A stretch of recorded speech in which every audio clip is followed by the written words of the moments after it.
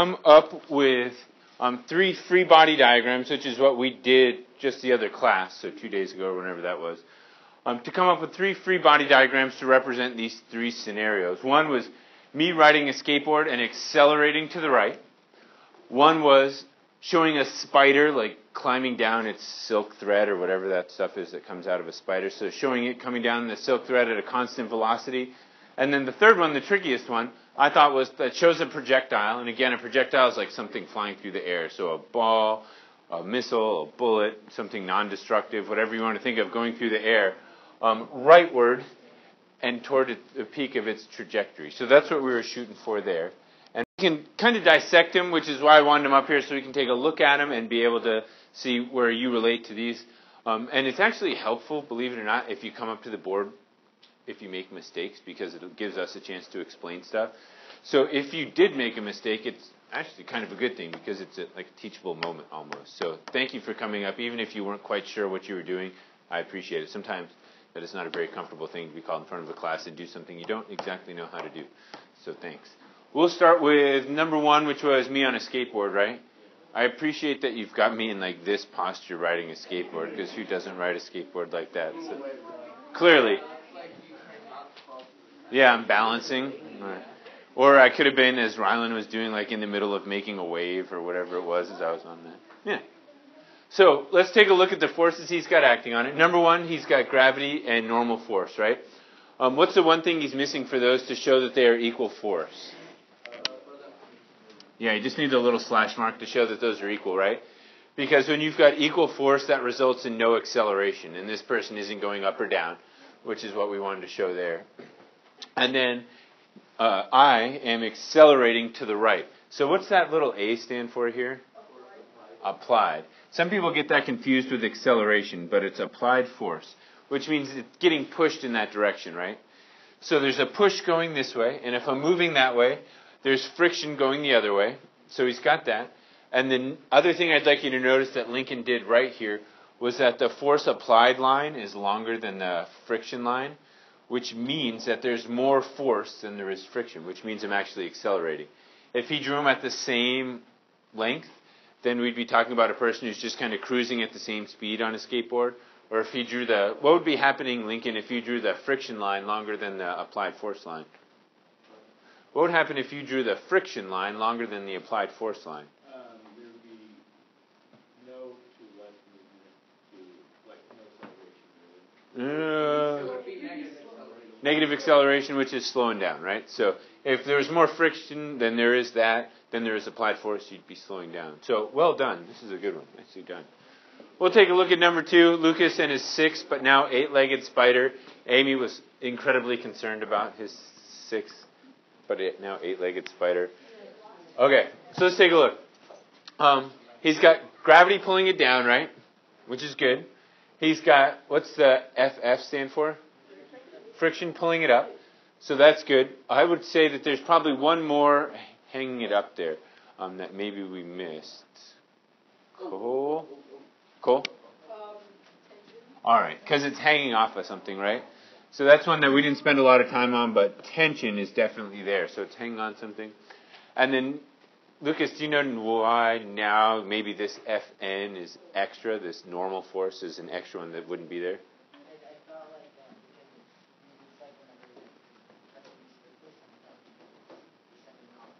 Gotcha. So yeah, I mean literally, when I talk about touching a surface, I mean literally like on the ground. So that's why this one isn't there. So you would have friction because you're moving down, so you'd have friction pushing up. You'd have tension going up as well. But what should be true, since you're moving down, is that the length of this line should be longer than the length of those 2 lines put together, because there's more force going down than there is up. I guess you could have put like an A on here somehow, if you thought this thing was like crawling down its thing to get down there, something like that, if it was pulling itself down. But nice job, Lucas. Good one. And then the last one. I thought this one was probably the hardest one to do. Let's take somebody involved in an explanation, even better. So we've got a projectile moving through the air, like diagonally up and right, like that is what we're shooting for here. Oh, no problem. So, first thing, Cole, are you ready for this? If I throw this to you, like that, right? Does it speed up or slow down when it gets as it goes to you? Still seems to say, like, almost If I threw it as, say it again. well, it goes at like a higher height than it probably gain speed as it's coming down. Unless it's because it's like falling down, but Okay. Somebody else have a different thought on that? What happens to this on its way from my hand to Cole? Speed up or slow down, Lucas? Slows down, right? What's the reason? Yeah, friction, right? And also, can I physically apply a force to it if I'm not touching it?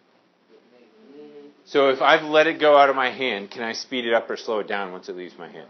No. It'd be cool if I could, because then I'd be some kind of wizard or something like that. But I'm unable to do that. So for that reason, since nothing is touching it to throw it or something, that's why this applied force is gone right there. Because the force has been applied. Well, it was still in my hand, you would have that there. But now that it's traveling through the air, a force cannot be applied to it, right? The force has been applied to it.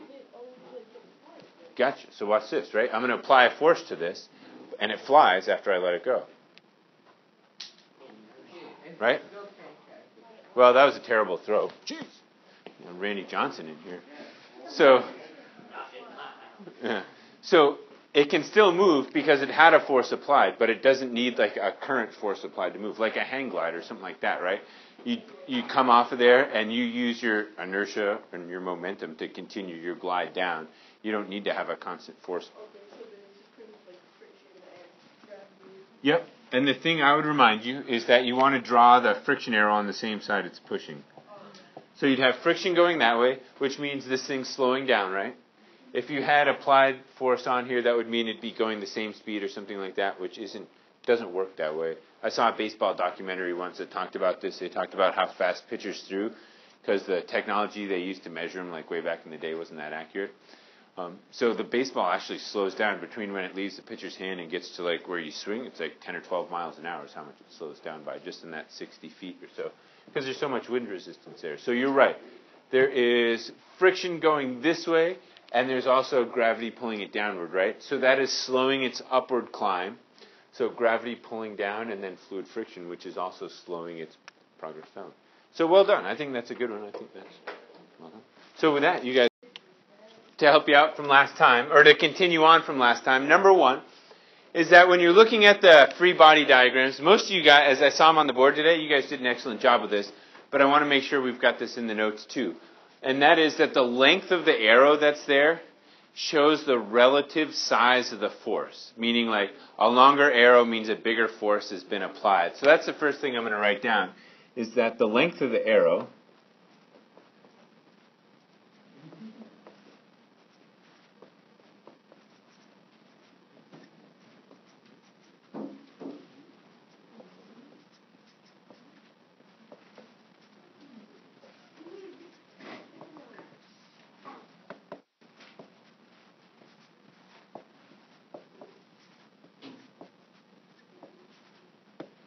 and what that means is the longer the arrow, the bigger the force, right?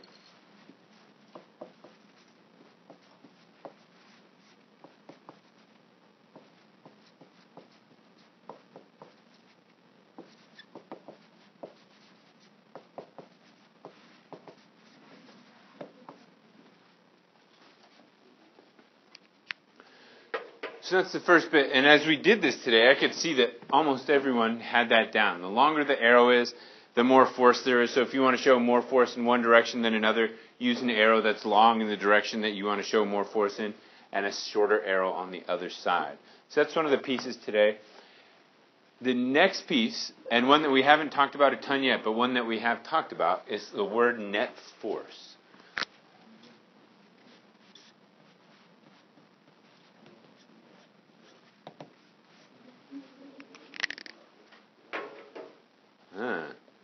Yes, Jason.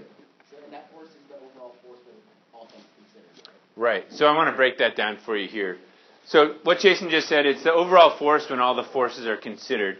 Meaning, if Cole, we've done this before, but if Cole stood up and I pulled on rope and he pulled on rope and we both pulled with 450 newtons worth of force and we wouldn't move, the net force would be 0. If he pulled with 500 newtons of force and I pulled with 400 newtons of force, there'd be a net force of 100. It's the difference between the force in one direction and the force in another direction. Yeah. So one of the key words that I just mentioned was the word difference. What mathematical operation does difference imply?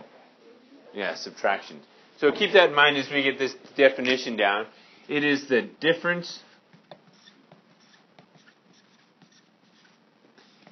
in force. The difference in force between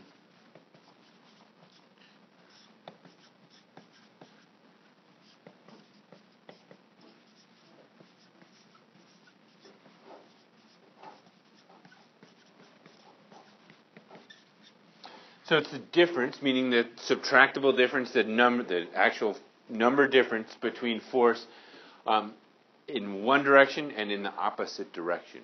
Like I was talking about with Cole. And we're doing tug of war above our head for whatever reason. So there's Cole. He's much more bigger and muscular than I am. And there's me. Yeah, more bigger is a word. You can look it up. It's on Wikipedia and stuff. So, and there's me, and we're playing tug of war like this because I don't know how to draw people with their arms down. So that's why we're playing tug of war like that. And if I'm pulling this direction with 450 newtons of force, and he's pulling that direction with 450 newtons of force, that's called a balanced force. And with a balanced force, the net force would be 0. The difference between 450 and 450 is 0, correct? Okay. Next note that I'll put down here is that a net force, so I'm going to write NF for net force, equal to 0 means no acceleration. So net force that's equal to 0 means no acceleration, right? If Cole and I pull on each other equally as hard, we're not going to speed up or slow down. We're going to stay right where we are. And remember, acceleration can be speeding up or slowing down. If you have a net force that is, what's the symbol here? Greater than or equal to 1 equals greater than, how about this? Greater than 0. Anything greater than 0 means that object is going to accelerate, however slowly it is. So a net force of greater than 0 means an object is going to accelerate. Yeah, because if it's 0, no acceleration. But if it's greater than 0, anything bigger than 0 is going to cause an object to change its acceleration in a frictionless environment. But so what I'll do here, Amy's Eggman here, or my recreation of Amy's Eggman, what I think is marvelous and may even be better than the original, but that's just my personal opinion. Amy's dying. Amy, are you okay? Amy's not okay. Madison, if she passes out, can you splash some water on her? Okay. Maybe if she doesn't even pass out, just splash a little more. Okay. So if we're taking a look at this, we can figure out some net forces that are acting here. For example, if we use an arrow like this to represent gravity, and we used an arrow like that to represent normal force, we can put numbers on there too. We can say that that would be friction.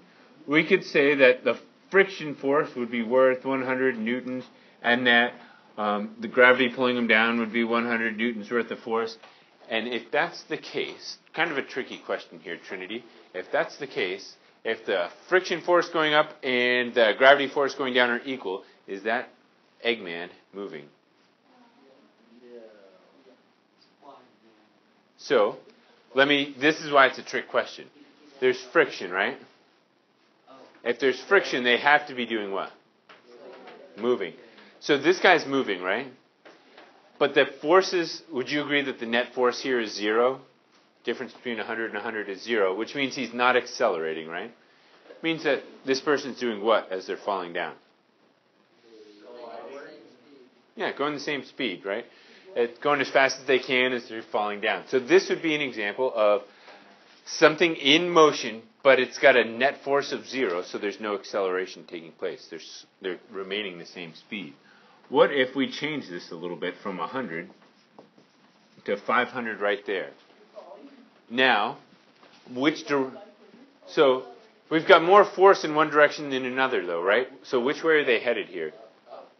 Can you fall up? I mean, you can get like a wind. The answer Ryland's looking for is no, you cannot fall up. I think there's a book about that by Shel Silverstein, isn't there? Falling Up or something like that. Somebody wrote that book.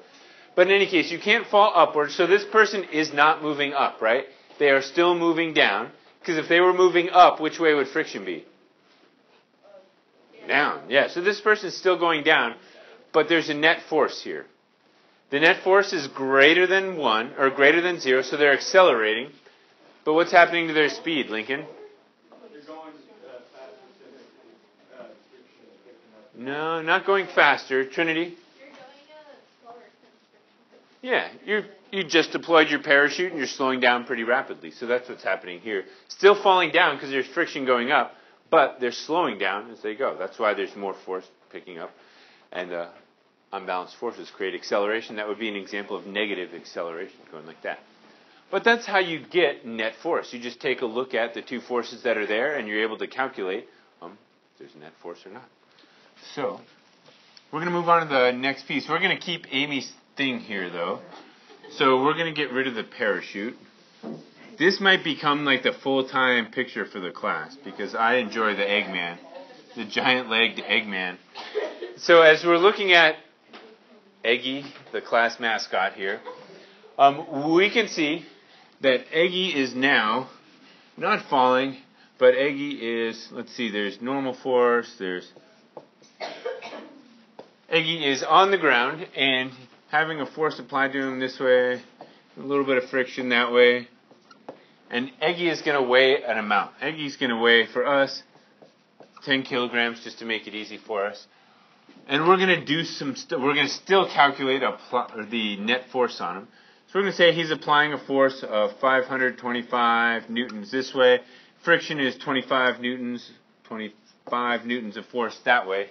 And the question is, number one, what is the net force acting on Eggy here? Agreement? Because, yeah, I know, I'm a terrible writer. That's 25 newtons, and that's 525. So we're looking for the difference between them, right? And difference is subtraction. So it's going to be 525 minus 25 gets you a number that is 500, right? So now we know the net force acting on this object. With me so far? Since we know the net force of the object acting on it, since we know how much mass it is, can we predict how fast it will accelerate? We can. What's that formula, Ryland?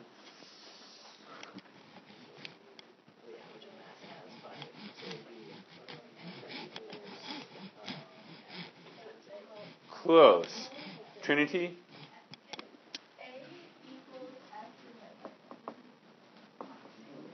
Yeah, or you can use that triangle that we talked about, right? And if we're trying to calculate acceleration, it's force divided by mass. So with this thing, we can totally figure out how fast this is going to go. We can take force, which we said was 500, right? And divide it by mass. What's 500 divided by 10? 50. So we know that this thing's going to accelerate at 50 meters per second squared, because we use that formula right there. So we can do stuff like that with it. We can also do stuff like draw a diagram that shows an object that's 10 kilograms accelerating at 50 meters per second, right? Is there another way to get a 10 kilogram object to accelerate at 50 meters a second? So, if we need acceleration to be 50, right? We need force. We need the applied force to be 500. We know this, right? So that just means the difference between this side and this side needs to be 500. So on this side we could put 1. On this side we could put 501. This side we could put 2 and 502 over here. As long as the difference between those is 500, it's going to accelerate at exactly 50 meters per second. Does that kind of make sense? Because that deals with the homework that you're about to get here. To show you how these work. So let's take a look at number 1 on there. Cody's going to be so kind to give those to the rest of our table. You're going to need to carry this out, either a calculator or a phone with a calculator on it. If you have neither of those, I've got a calculator here, and it goes to the first person who says they need it, if somebody needs it.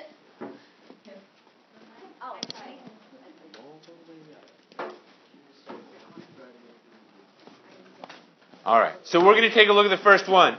And it is what we were just doing up there. It's doing that calculation worksheet that we worked on together, or that you guys turned in last class, and doing free body diagrams combined into one thing is what we've got going here. So that is what we're looking to do. So let's take a look at the very first one on there, where it says to draw a free body diagram that shows a 500 kilogram vehicle accelerating to the left at 7.1 meters per second. So, first thing we do, we can take a look at your formulas, F equals ma, and in that problem, would you agree that 500 kilograms is the mass? And that 7.1 meters per second squared is the acceleration? Yeah. So we've got mass and acceleration. What do we have to do with those numbers to get the force? Multiply them. So if I do that in my head, and you guys can do it on your calculator, don't tell me the answer, but I get 3,550.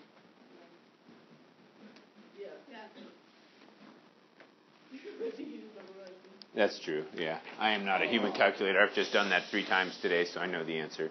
Sometimes people don't catch on. They're like, man, he is really smart. When in fact, I can barely do like addition in my head. Oh, yeah. There's some I know what you're talking about. So would you agree then that the force applied, the net force has to be 3,550? Yeah. Okay. So here, I'm going to sneak over to this side and show you, if I can get this thing to catch on, how we draw this thing. So we're going to draw a car as best you can. So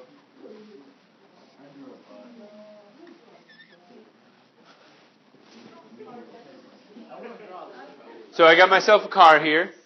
We are going to show the forces acting on it that are going to cause it to accelerate at that rate of speed. So we know its mass is 500 kilograms. Right? We know that much. What's one force that is acting on this car? Okay, we'll get to that one in a second. And if gravity's acting on it and it's on a surface, there must also be not net force, but normal force, like that. And these things, to show that they're equal in strength, we put a slash through the lines to show that there is no acceleration up or down. In the problem, it says that this car is accelerating to the left, which is this way. So this car is headed this way, which means what force would we put there? Nope. FA for applied force. This way we would have friction. And now we're going to put some numbers on there. Because we know, right, we already calculated that the net force acting on this object was 3,550. Do you guys remember how we got that number? Would you like me to go over that again to show you how we came up with that number? Because if you're thinking it, then about 5 other people are too, and we should do it. So give me a little sign if you want me to do that. Okay. So to get that, we took the numbers in the problem, which were 500 kilograms, right? So our formula is F equals ma. We took 500 kilograms and plugged it in for mass. So F equals 500 times acceleration, which is 7.1. And that gives us 3,550. So that's how we came up with that number. And that means that the net force acting on this is 3,550, which means that which of these arrows, the friction arrow or the acceleration arrow, needs to be 3,550 bigger than the other. Because one of them, because it's the net force, right? Okay, so this one has to be 3,550 bigger than that one, right? Okay, so write any number you want here that's bigger than 3,550. Personally, I'm going to go with 3,551 newtons. On this side, if this is 3,551 newtons, what do we have to take away from it on this side to get it to 3,550? 1 newton. If you want to go with 3,552 and have 2 newtons over here, that's fine. If you want to go with, I can't do math, but 4,550, that's fine, and over here you'd have a 1,000. Just make sure that the difference between this number and this number is equal to the number you came up with for net force. Make sense? Okay. So the time that you've got left today is your time to complete whatever you can get done on here, and what you don't get done winds up as homework.